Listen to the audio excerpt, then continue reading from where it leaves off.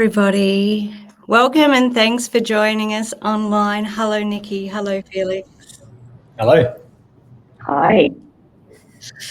Well, welcome. We are gathered here today to have a conversation about health and safety. We received some feedback a little while ago from one of our long-term clients and advocates that shared with me that we're like the undercover agents of the consulting land. We come in and make organisational change happen better than anybody else, and then we tell no one about it. So today is an opportunity to have a discussion both from Interchange's angle, which is why Felix is joining us today, and Nikki's angle as with your deep expertise across a whole range of different industries, now playing the role of GM of Enterprise Health, Safety and Wellbeing at Australia Post. So thank you both for being here to have this conversation today. Now, some of you may have had a question around why we were sending you cards of jungles and weird tigers in the trees.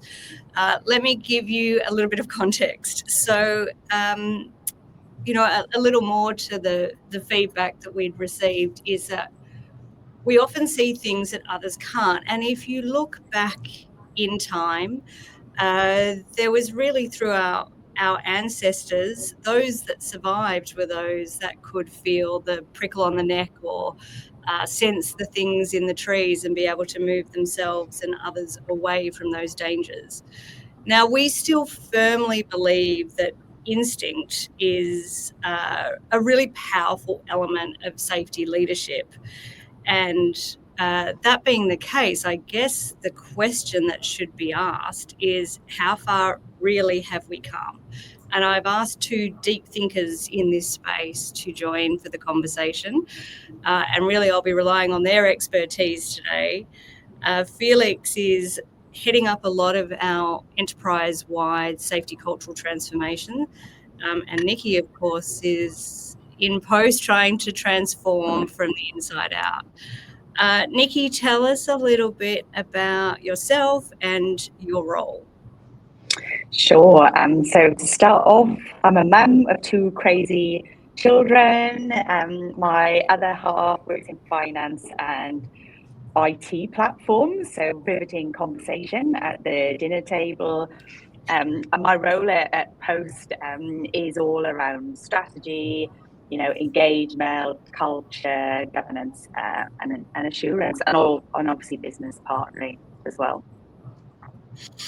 So we've had the opportunity to work with Nikki really over the course of the last decade in different organisations. And Nikki, something that I've always loved about working together is your capacity to see things a bit differently and really to ask the questions that many others don't ask, or I guess to provocate and understand really, have we pushed the boat out far enough? What more do we need to do, and what's it actually going to take? Felix, tell us a little bit about yourself and your role, and I guess why you were interested in being part of this conversation. Yeah, for sure. Thanks, Gabe. I have quite an unconventional background coming from the arts, and I guess that's always what made Interchange appeal to me, which is that there is a mechanism that we use, which is to bring thinkers from all different disciplines that I guess gives us that kind of ability to see things a little bit differently, as you were talking about. Just by course of projects that I worked on early in my career, I found myself working a lot more in the safety space, predominantly, heavy industry, a little bit in retail, and certainly in transport as well. Tend to be the sectors that I've primarily worked from a safety perspective. But I just always love hearing the kinds of challenges that leaders are facing and trying to encourage them to lean in and face into those things with courage and look at things a little bit from a different perspective. So that's a little bit about me. Thanks, Felix. Now, our amazing producer, Georgie, has just passed me a post-it note and said there are 83 people that have joined us online, and a reminder that there is a chat function here. So if at any point you have a question that you would like to ask, or even actually we would love your contributions to the conversation, I will be leaving about 10 or 15 minutes at the end to just go open to all chat. But by all means, don't wait to the end. Jump in whenever you would like to hear a little bit more about what Felix or Nikki is sharing. Well, I thought what we might do is go on a bit of a journey. So I've started with the deep past, the deep history of safety. I might move into a little more of a contemporary space and talk about organisational health and safety and what the history of that is and how it came about. So there was an incident that happened quite some time ago called Aberfan. This happened in a town in Wales. So, Nikki, I'm sure that it's something that's kind of deeply rooted to your own personal heritage as well as the work that you do today. And this was a really tragic incident that not only impacted the workplace health and safety of the people on site, but also an entire community. And it really was the catalyst for how we've ended up with the health and safety workplace laws in Western societies today. Felix, I know that you talk about this a lot in the work that you do. Do you want to just paint that picture a little bit further and tell us about that event and how it was the precursor for where we are today? Sure. I mean, I won't bore you with a full history lesson. There's plenty of stuff out there. We were told yesterday by one of our esteemed colleagues that it's actually an episode on The Crown as well. So if you're interested in that, you can go and have a look. But it was an incident in a coal mining town where ultimately there was a risk that had been flagged about the potential collapse of this coal tip. And ultimately it did collapse and it killed about 150 people or thereabouts in the community. There's a picture on the screen for some of the aftermath of that now. It was one of a series of events. It happened in 1966. It was one of a series of events around that period, which really prompted kind of a lot of conversation in the UK around the way in which safety was being managed and whose ultimately responsibility it was. It showed kind of how ignored warnings and poorly regulated risk could really devastate communities. And it started to drive a shift towards systemic thinking and systemic responsibility instead of what they'd had before, which was a huge plethora of narrow technical rules. In about 6 years later, so about 1972, there was the release of a report called the Robins Report. And I'm sure many people on the call will be very familiar with it, but it's kind of seen to be one of the core underpinnings of the way in which we now approach safety today. And certainly in Australia, it had a big influence. It's really looked at safety from the perspective of self-regulation. And it said, really, one of the challenges that we're facing with safety, pre-1970 is that there's a people who are kind of a little bit complacent. The word in the report was apathy. And it said that if we could think about regulation from a perspective of getting enough of the organisations and people inside the organisations to buy in, then we stand a chance to actually stop some of these huge disasters from actually occurring. And sure enough, there was a lot of legislation that came out of that. There was a national sort of WHS legislation in the UK. Lots of Australian states and territories really started to adopt that in the 1970s. Victoria was one of the last ones, but it kind of made its version in about 1985. And for then many years, safety's evolved. And Nikki, I know you know a lot more about the kind of evolution of safety from the inside than I do, but from then, safety has really evolved. And from an Australian perspective, we've kind of evolved laws into being like a harmonised federal WHS law in the kind of early 2010s. And that's really where we sit today. We've got these model WHS laws, which in the last few years have started to evolve a little bit when we're starting to think about psychosocial. So I guess from the perspective of kind of looking at safety, our core, our foundation really comes from that 1970s. It's sort of about 50 odd years old. And I think a lot of what we talk about today is still very firmly grounded in that philosophy, for better or for worse. Nikki, you and I have had I know that you're looking after health, safety and wellbeing, and there's certainly been some evolution since what Felix has just spoken about. But I guess one thing that we have mused over a number of times is really how far has the physical safety aspect of workplace health and safety come? And I'm curious to hear a little bit more around your thoughts on this matter. I mean, in the past 40 years across the Australian and New Zealand workplace, how much do you really think it has evolved? And is the framework that we have still serving us well? Is it actually doing something to keep people safe? Safety teams are isolated from boardrooms where real decisions sometimes are made, and is that having an impact?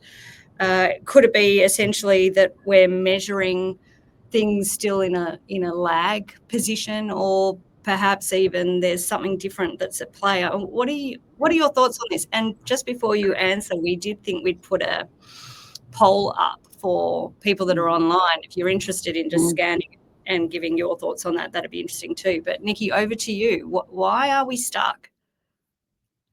That's a great question, right? And we have no doubt made a lot of progress, to shifting learning toward what goes right, not just what goes wrong. Human factors helps us understand how people actually interact in risk. But I think the tension for me is that these advances sit on top of foundations that were put in place in the 1970s, and they haven't actually really been replaced. Organizations are operating still with that safety one compliance-led model. I suppose we're using new language, but it's still over the top, of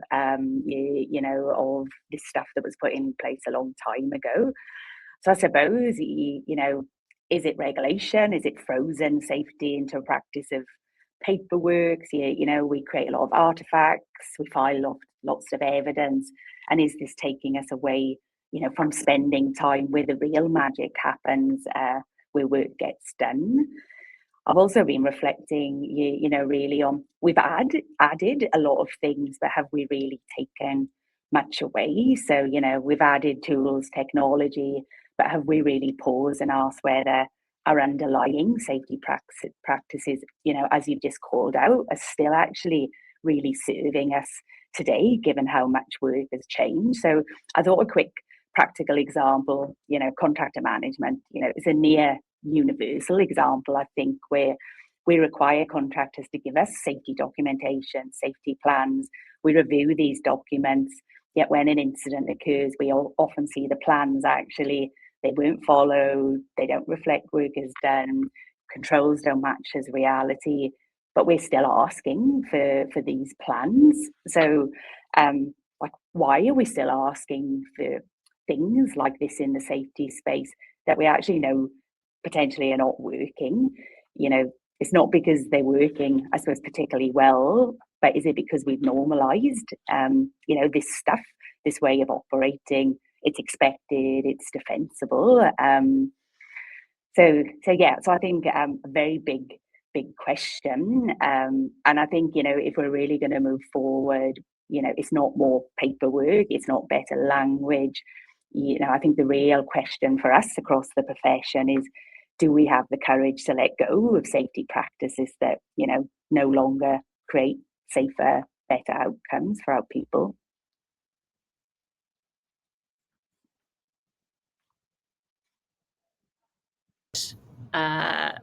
Areas of Australia and New Zealand and workplace. When we first met, you were at Orica, and then you were over at Healthscope, and now you're at Australia Post. I'm curious, given that exposure and diversity, are you seeing the same type of playbook for safety play out in all industries, or is there great differentiation across those industries?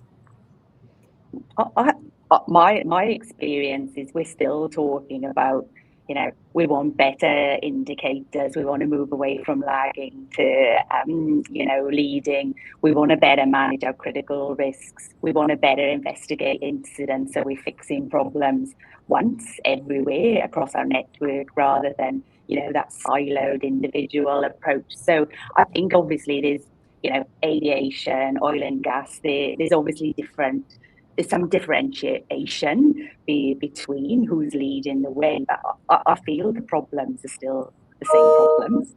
Mm-hmm.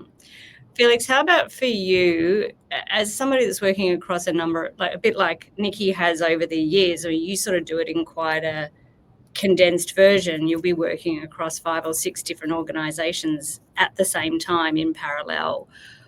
What are you noticing about how, I guess, the safety cultural aspects of this are playing out, and what connects for you in terms of what Nikki's just shared? Thanks, Gabe. Yeah, a lot of what Nikki's talking about resonates, and I'll probably touch on a couple of things.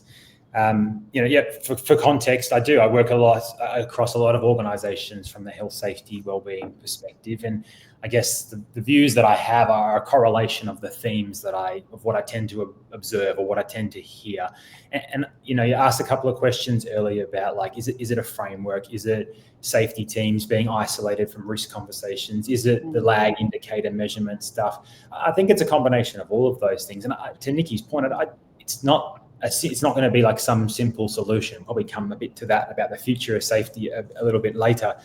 I think we've built a system that is very good, and it's had 50 years of practice at assurance, at compliance, at reporting, at investigation.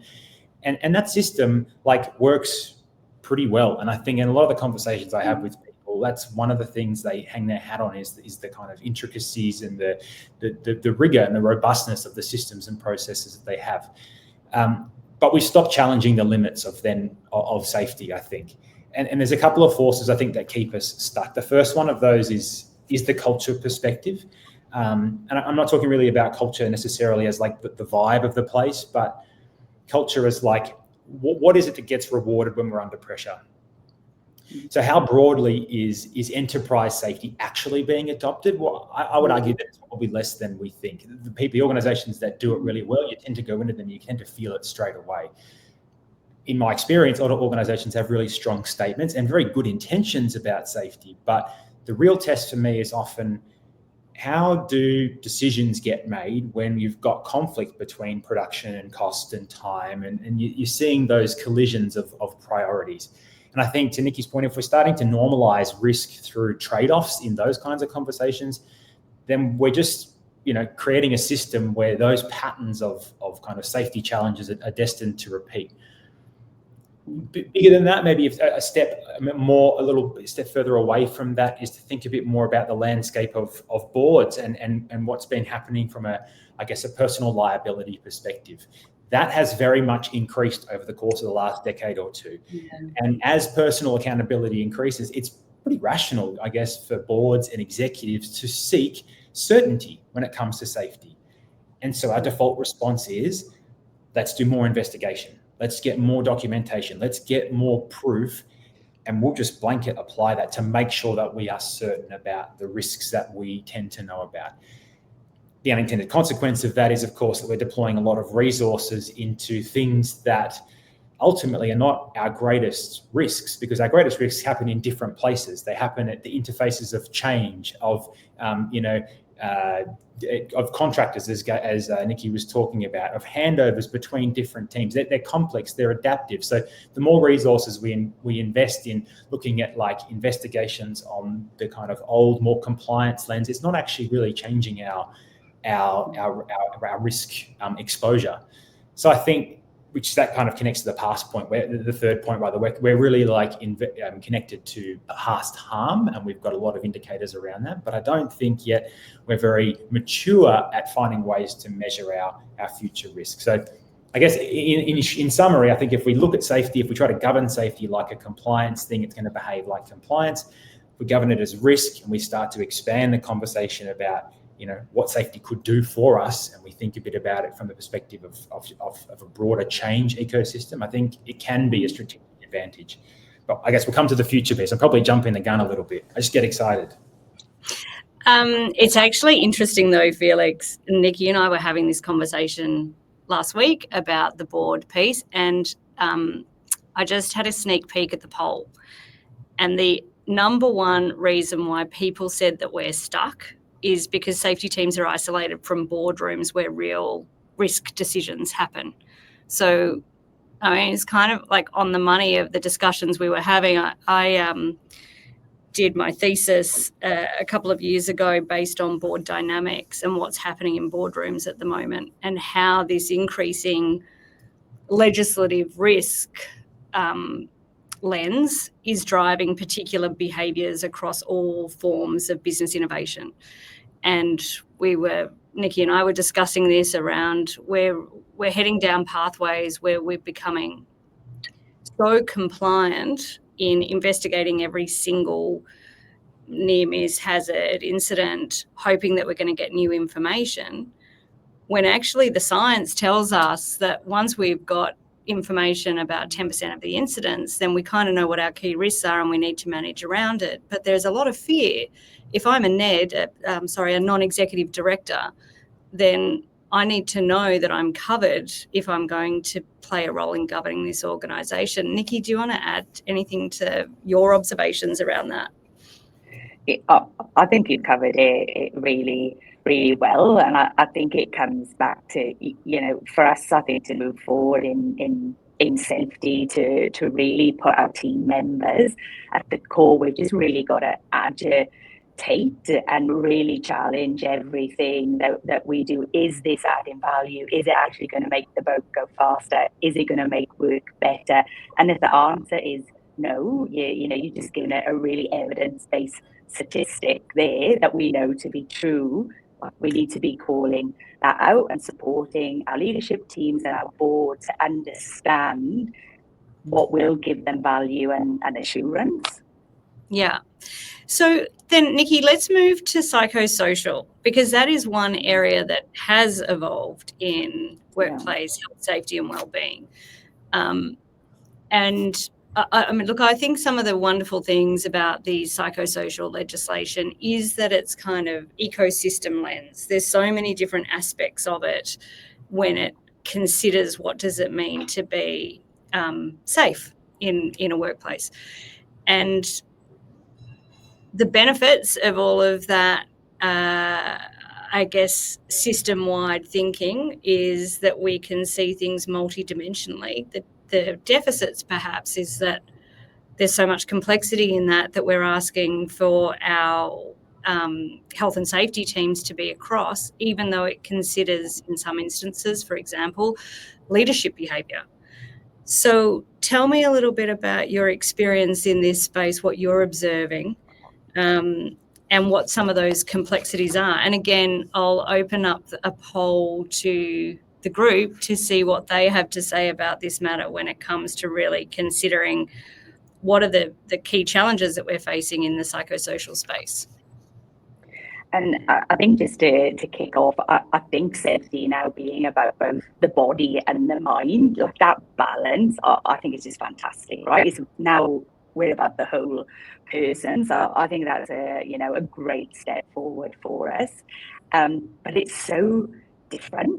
I started my career, at British Steel in the UK. Safety was about everything that you could physically see, touch. They work, and it was not saying it's easier to control, but it just seemed more like logical, achievable, and really we're asking so much of our leaders as well in this space, and you can't see a lot of what we're asking our leaders and our safety teams, to actually support and better control. So, I think we have to change in how we're thinking about safety with the psychosocial risk management under our umbrella, and really about how are we understanding the experience of work to enable us to do that. And it's a bit tough, right? We've really got to deeply listen to our people. We have to equip our leaders to be able to have those meaningful conversations about workload, about mental health, about capacity, which potentially hasn't been front and center, in the safety space. So for me, the leader is front and center, and I suppose to some extent has now become, if we talk about a risk management lens, like our leaders are one of our controls that we're actually utilizing to manage the risk, which is very different to what I've done for most of my career. And I think it's scary because of the unknowns and trying to support and help people. Obviously at work, they're under legislation, but it's blurry and it's grey where it goes into what's going on in people's personal lives. So I think the goal is we can't control what's going on, but we can absolutely create conditions where our people feel supported, the psychological safety, and we can try to surface early some of the challenges and pain points so that we can, I suppose, intervene early and really better support our team members. Nikki, is there a silver bullet to this? Like, how? Perhaps we better ask the poll. Is anyone? I haven't come up yet. So perhaps any comments would be great if people are experiencing similar things to what Nikki's just expressed. When there is so much complexity in that psychosocial space, and the skill set around the controls sits across so many different teams, how do we most effectively manage it? Felix, what's your experience in this space? Again, I don't believe that there is a silver bullet, but if anyone on the call has one, please comment it in the chat, because that would be great to learn about. I suppose in my experience, where I see psychosocial being managed in so many different ways in different organizations. And I don't know that I have much to add other than to simply say that there are many ways for it to be effective. I think it just has to be clear around who is accountable for what and what skills people actually have. For example, recently in an organization that I was having a conversation with, they were talking a bit about how it's managed across both health and wellbeing as a separate department to kind of OH&S like safety, as well as people and culture. And they all collectively have a committee that works on and has a really close relationship with the regulator from a psychosocial perspective. And that seems to be working for them. Other organizations, it is solely owned by the safety department. And again, perhaps that clear ownership allows people to just focus in and manage those risks in a really good way. I think the challenge ultimately is not so much the assessment and the investigation of what those risks initially are. We're really good at that already. And I think a lot of organizations have taken that step. I think the next piece is always about how you're translating that into an evolutionary action that continues to kind of evolve and adapt as your business evolves and adapts, because ultimately that will surface different parts of that psychosocial ecosystem and therefore require a different lens from whoever is managing the psychosocial piece. Nikki, I was just wondering if you had any particular case studies that you find quite interesting in the psychosocial space that is useful to call out in relation to how we're seeing it evolve. I think definitely the recent ANU case is an interesting one where the HSR issued a stop work notice due to citing unsafe psychological risk management during organisational change. And I think the thing that's interesting to me is currently under investigation, so we don't know what the outcomes obviously are at this point. But the change to thinking about leaders' conduct, tone, and transparency during organisational structure changes. It feels very hard when that's a process that obviously, there's confidentiality, things have to take place in a certain sequence of events because of the confidential nature of it. So I think that is a really interesting one to see where that actually goes, and what is the regulator expecting to see in that space. I think this is the area that is grey for people, because you've got competing legislations ultimately. You do have an obligation if, for example, you need to do a renewed organisational design because there's a new strategy in the organisation. You cannot be fully transparent about everything. it would be inappropriate to do so.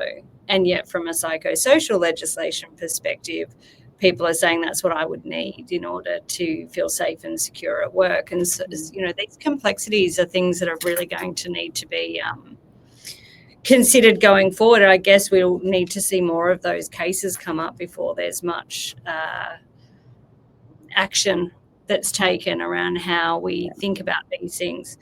There is a comment here from Megan Hatherley, who has said that there's a fear of asking for questions, listening with curiosity around challenges and being open to change. Felix, what are your thoughts on that?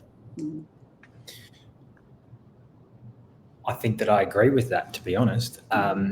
And it depends. It depends on the organisation. As I said, I encounter so many different systems, but ultimately the appetite to be able to flag the different, the new, the risks that are evolving is going to make an organisation either more responsive to safety and more effective at evolving and handling those risks, or not. So I think really that psychological safety piece ultimately does sit at the heart of a lot of safety challenges, and it is really a kind of core underpinning and therefore like a core ingredient of any like decent psychosocial management is making sure that we've also established the conditions, the general kind of cultural conditions of which psychological safety is one, to enable people to kind of raise and flag those risks. It's a whole principle behind, I guess, a safety culture, is that there's a shared accountability across the entire organisation. And how can that be if we don't get to hear from people? Mm-hmm. And Nikki, a message is from Jess Buckley, and she's talking about working from home and the ambiguity of duty of care when it comes to psychosocial and people being in their home environments. How do you manage that at Australia Post, or indeed anywhere from an Australian workplace health and safety legislation?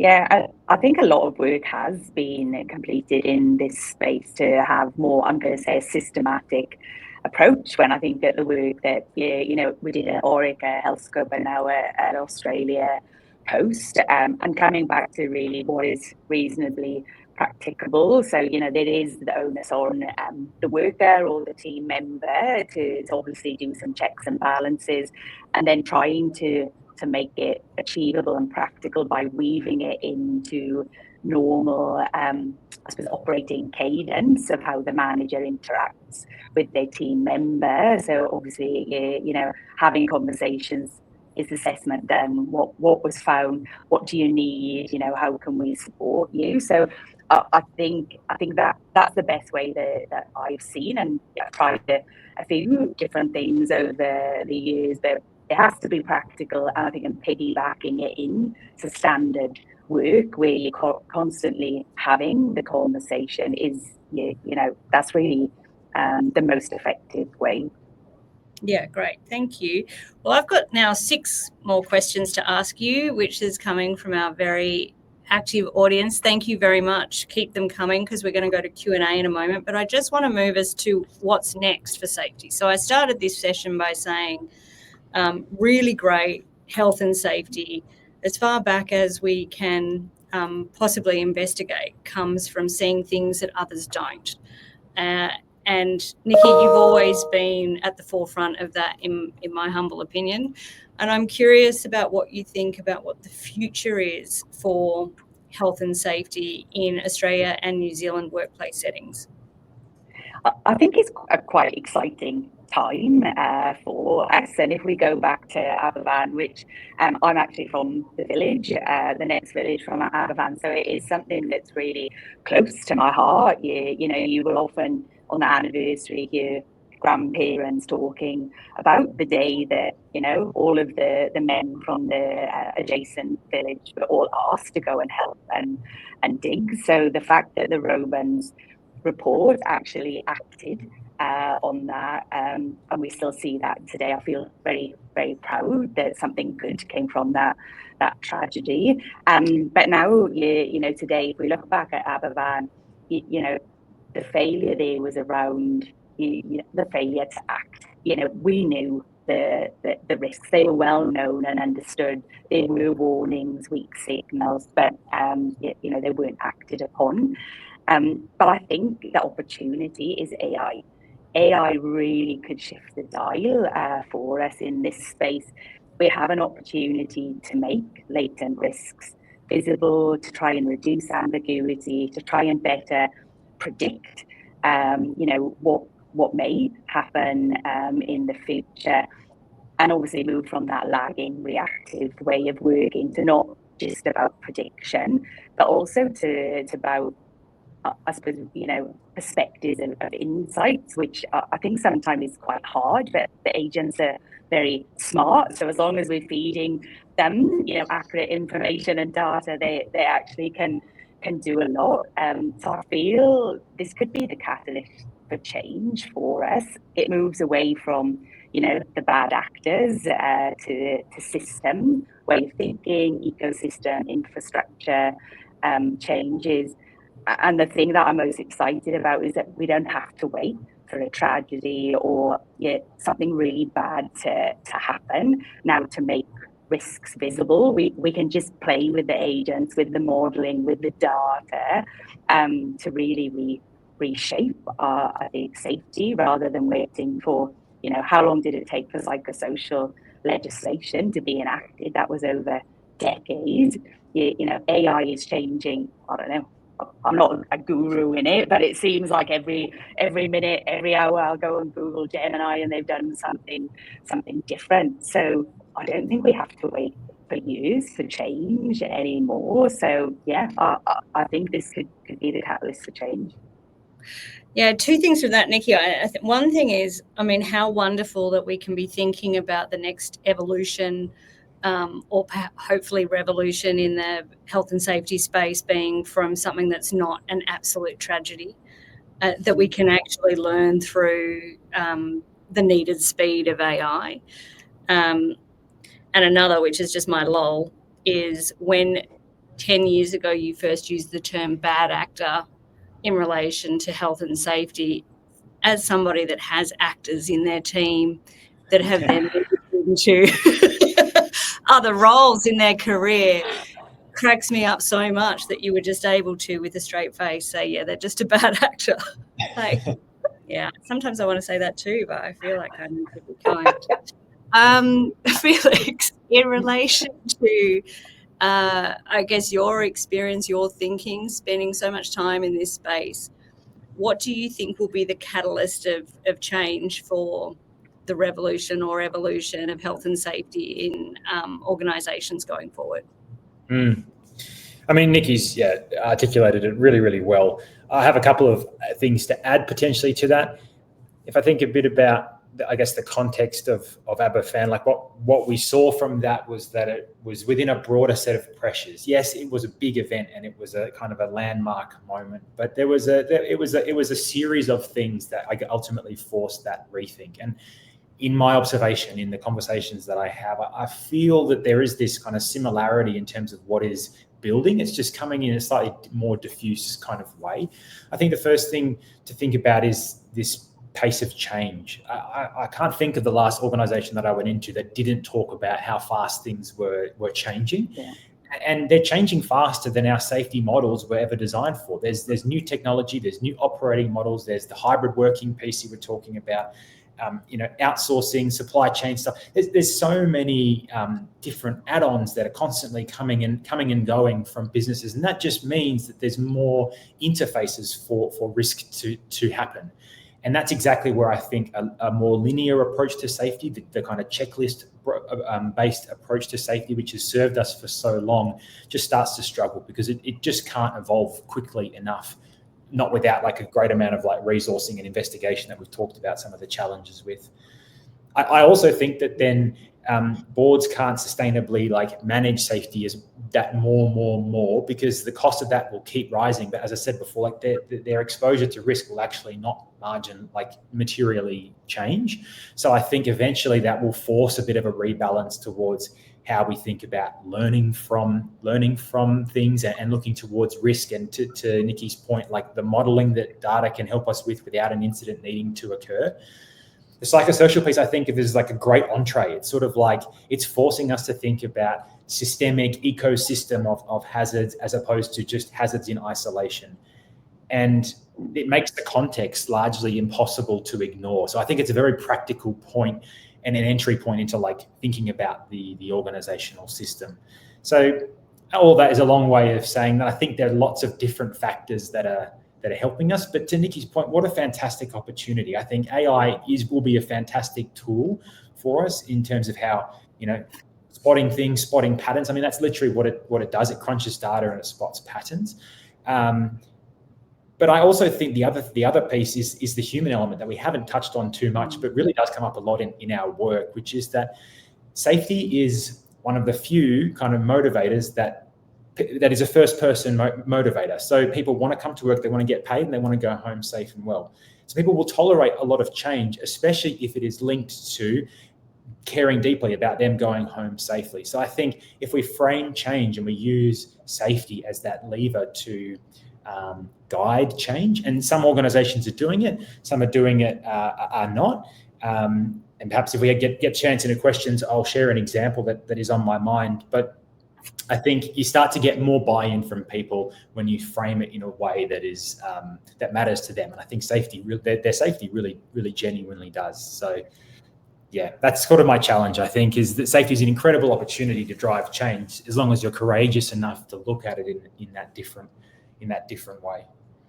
I think it's a really great point. I mean, so often when we're trying to do an organizational change, we can use safety as a lever because it's a first-person connection. So a really great point there. Now, the two of you, we can sit here and chat all day, but I have got these like Post-it notes coming at me at a rate of knots. So I'm going quickly. Nikki, here is your first question.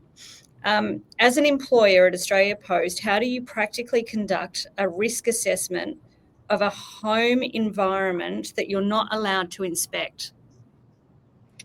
So I think my answer is the same as earlier in relation to what is reasonably practical, and I think in all fairness to the legislation, I don't think a regulator would be expecting us to go into the home. So we are reliant on asking our people, giving our people advice and guidance on, what does a safe environment actually look like? And then, as I mentioned, just really hard wiring and hard coding it into the conversations that our leaders are having. And let's be honest, it's tough, right? There was the case, which I forget the name, where I think someone put a dog fence up in their living room, tripped over the dog fence, and then that was sent through as a workers' compensation claim. So I think we support our people, we give advice, we check in, and I think we create a psychologically safe environment for our people to speak up and ask for help. And another one for you, Nikki, while I'm with you, is actually about AI. So one of the questions from our audience members is following that thinking around AI being the next catalyst for change. Their question is, could AI become another shiny object whereby we miss our opportunity to fundamentally change the approach? I think that's a really good question. So I think if we do not harness the powers and capabilities of AI, I think that would be a missed opportunity. So AI could, if we wanted to, investigate every incident that we have. If we feed it good data, we feed it good knowledge content in order to do that then could quite quickly help us predict the future. So I think the way that we're trying to look at it at Australia Post is it's not about putting AI over what you already have. It's basically reimagining your end-to-end workflows and actually going, where would it make sense for AI due to efficiencies, capability to do something? Where would it make sense for, you know, the human to have a lot of oversight, and where would it obviously not make sense for AI to do that? And that comes down to us, what we're good at, which is knowledge, skills, capability. So look, I don't think I think we're going to be left behind in safety if we don't actually harness AI. Yeah, great. One last question, and then we're going to have to wrap it up, I'm afraid. So as the theme today is about seeing things that others can't, what's the thing that most Australian safety leaders are going to need to actively choose to see that they're not seeing right now?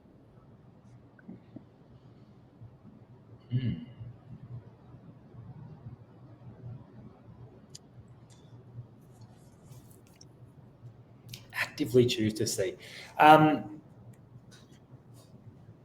I think, I mean, I'll go back to, it feels a bit like reading from the same hymn book again, but I do feel like the thing that you have to choose to see is the potential for difference and for change. Like, I think that is ultimately what we've spent a lot of time talking here about today. And the more we feel constrained by, I guess, the existing way we've done things, I mean, that system has worked for us for a long time. So if anything, I think that we need to try to push back against that stuff as much as possible and look for ways to be creative, innovative, capturing hearts and minds. That's ultimately what sits at the core of any of the kind of safety interventions that we'll do with any workplace is how do you get people to buy into this journey and look at things in a different way? And that starts with any safety leader, but it can easily extend out to the broader organization. I don't even know if I answered the question then. It was tricky. It was a hard question. What a curly one to finish on. I know. Nikki? I think potentially not challenging the status quo and asking the question, you know, is this activity, this process, this way of working actually adding value to my team members? And if not, we should stop or think differently about it. I think we don't do that enough. Thank you, Nikki. Thank you, Felix. That went by in a heartbeat, and I have so many questions that I haven't yet asked you from our very participatory audience. Thank you very much to all of you for putting forward your questions and answers. We will package up some of that information and come back to you with a summary of today's discussion. Interchange is in its own transition of moving from the secret agent to, let's just say it's the sourdough starter of a great loaf of bread. We're becoming now the active agent. So if you would like to have a conversation at a meeting with Felix at any point, please reach out. I really enjoyed the conversation today, and I look forward to hopefully connecting with some of you soon. Thank you, Nikki. Pleasure. Thanks, Nikki. Thank you, Felix. Pleasure. Thank you. Thank you. And thank you to everybody. Take care. Goodbye. Bye.